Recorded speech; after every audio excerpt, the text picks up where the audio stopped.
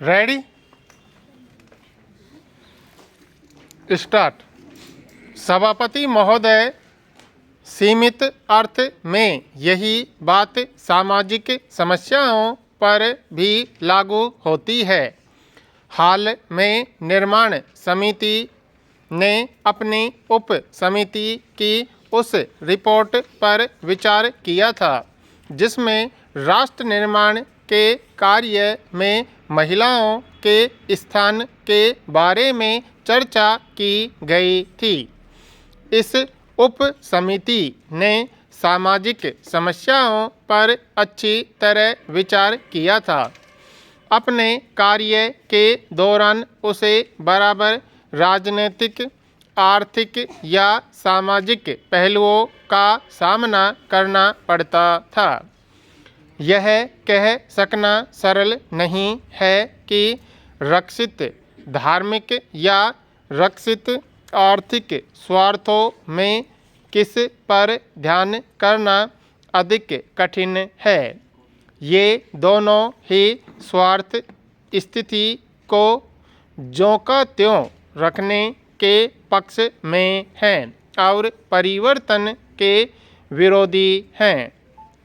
इस तरह एक सच्चे सुधारक का काम वास्तव में बहुत जटिल है। इसके पहले कि हम किसी विशेष सुधार का प्रारंभ करें, यह अत्यावश्यक है कि हम यह समझें कि हमारा उद्देश्य क्या है और हम किस प्रकार के समाज की स्थापना चाहते हैं। यह स्पष्ट है कि अगर एक ऐसी सामाजिक व्यवस्था स्थापित की जा सके जिसमें सभी बालिगों को काम और सुरक्षा का आश्वासन हो, जिसमें युवकों के लिए शिक्षा का समुचित प्रबंध हो, जिसमें जीवन की विभिन्न आवश्यकताओं का व्यापक वितरण हो और जिसमें आत्मिक विकास के लिए किसी अंश तक स्वतंत्रता हो, तो यह स्वयं हमारी कई समस्याओं को सुलझा देगी और उससे तत्काल बुराइयों की कमी हो जाएगी और मानव संबंधों में कहीं अधिक बेहतर सामंजस्य स्थापित हो जाएगा। इसीलिए आवश्यकता इस बात की है कि इस समस्या पर सभी मोर्चों द्वारा हमला किया जाए और संभव है कि तथाकथित धार्मिक मोर्चे पर सबसे बड़ी तकलीफ सामने आकर खड़ी हो। जहाँ तक धर्म का संबंध है, उसके स्पर्श करने की आवश्यकता नहीं, पर ऐसे अनेक नियम और उपनियम हैं जिन्हें धार्मिक स्वीकृति मिली हुई है।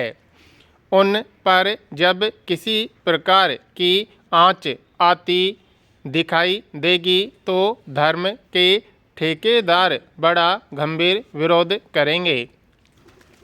विरासत, विवाह और तलाक को विभिन्न संप्रदायों में व्यक्तिगत कानून का अंग समझा जाता है और इसी व्यक्तिगत कानून को धर्म का अंग समझा जाता है। यह साफ है कि ऊपर से किसी प्रकार से परिवर्तन समाज पर लादा नहीं जा सकता। इसीलिए तत्कालीन सरकार का यह कर्तव्य होगा कि वह जनमत को इस तरह शिक्षित करे कि वह आने वाले परिवर्तनों को स्वीकार कर ले। संदेह को दूर करने के लिए यह साफ तौर पर बतला दिया जाना चाहिए कि कोई भी परिवर्तन जनता के किसी समुदाय पर बलपूर्वक नहीं लादा जाएगा। इससे कठिनाइयाँ उत्पन्न होंगी और कानून का उपयोग करने में किसी प्रकार की एक रूपता की स्थापना न हो सकेगी, पर साथ ही दूसरा रास्ता यानी परिवर्तन को बलपूर्वक लाद देना तो और भी कई दुर्भावनाओं को पैदा कर देगा। मुझे ऐसा मालूम होता है कि सारे हिंदुस्तान के लिए एक नागरिक कानून प्रणाली होनी चाहिए। सरकार को इसके लिए प्रचार जारी रखना चाहिए। बड़ी भारी आवश्यकता इस बात की है।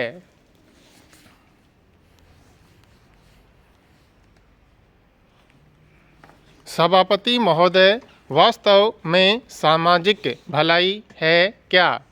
मैं तो इसे समाज की समृद्धता ही समझता हूँ। यदि ऐसा है तो इसमें वे सभी चीज़ें आ गई जो एक व्यक्ति सोच सकता है। आध्यात्मिक, सांस्कृतिक, राजनीतिक, आर्थिक और सामाजिक। इस तरह यह प्रश्न मानव कार्य प्रणाली और मानव संबंधों के सारे क्षेत्र को ढक लेता है। फिर भी यह व्यापक अर्थ कभी इसके साथ लगाया नहीं जाता और हम इन शब्दों को बहुत ही अधिक सीमित अर्थ में प्रयुक्त करते हैं। सामाजिक नेता या कार्यकर्ता अधिकतर अपने को ऐसे कार्य क्षेत्र में कार्य करते हुए समझते हैं जो राजनीतिक कार्य और आर्थिक सिद्धांत से बिल्कुल भिन्न है। वह पीड़ित मानवता को राहत पहुंचाने की चेष्टा करेंगे, रोग और गंदगी के खिलाफ संघर्ष करेंगे, बेकारी और वेश्यावृत्ति को मिटाने की कोशिश करेंगे, वर्तमान अनीति में कमी कराने के लिए वे न्याय में भी परिवर्तन कराने का प्रयत्न करेंगे, पर वे समस्या के मूल तक कभी न जाएंगे, क्योंकि वर्तमान समाज के स्वरूप को जैसे का तैसा स्वीकार कर वे उसके महान अन्यायों को हल्का करने में प्रयत्नशील रहते हैं। हमें उस महिला पर ध्यान करने की आवश्यकता नहीं जो यदा कदा गंदी बस्तियों में जाकर दान पुण्य आदि करके अपनी अंतरात्मा को हल्का करना चाहती है। समस्या पर इस तरह ध्यान करने वाले जितने भी कम मिले उतना ही अच्छा है, पर ऊपर जिस संकुचित रास्ते का वर्णन किया जा चुका है उसी तरह अपने सहयोगियों की सेवा में लगे हुए आदमियों की संख्या काफ़ी है। वे काफ़ी अच्छा काम करते हैं और उससे वे दूसरों को चाहे विशेष लाभ पहुंचाए या न पहुंचाएं, स्वयं वे अनुशासन में दक्ष हो जाते हैं। पर मुझे यह मालूम होता है कि इस अच्छे काम का ज़्यादा भाग बर्बाद हो जाता है, क्योंकि यह तो समस्या की सतह को ही स्पर्श करता है। सामाजिक कुरीतियों का एक इतिहास और एक पृष्ठभूमि है। उसकी जड़ हमारे अतीत में है और हम जिस आर्थिक ढांचे में रहते हैं उससे उसका प्रगाढ़ संबंध है। उनमें से कई तो उसी आर्थिक प्रणाली के स्पष्ट परिणाम हैं और अन्य कई धार्मिक कट्टरता और हानिप्रद रीति रस्मों से पैदा हुई हैं। अतः सामाजिक भलाई की समस्या पर वैज्ञानिक दृष्टिकोण से विचार करने में हम अनिवार्यतः बुराइयों की जड़ों में पहुंचकर उनका कारण जानने की कोशिश करेंगे। हम में सत्य के गहरे कूप में देख सकने और साफ साफ कह सकने का साहस होना चाहिए। अगर हम धर्म, राजनीति और अर्थशास्त्र को नज़रअंदाज करें तो हम सतह पर ही रहेंगे और हमें न तो आदर ही प्राप्त होगा और न उसका कोई परिणाम ही हो सकेगा। लगभग 2 वर्ष से राष्ट्रीय पुनर्निर्माण समिति से मेरा संबंध रहा है और मेरे अंदर यह विश्वास पैदा होता गया है कि किसी भी समस्या को अलग करके उसका हल निकाल सकना संभव नहीं है। सभी समस्याएं साथ संबद्ध हैं और वे ज़्यादातर आर्थिक ढांचे पर आश्रित हैं।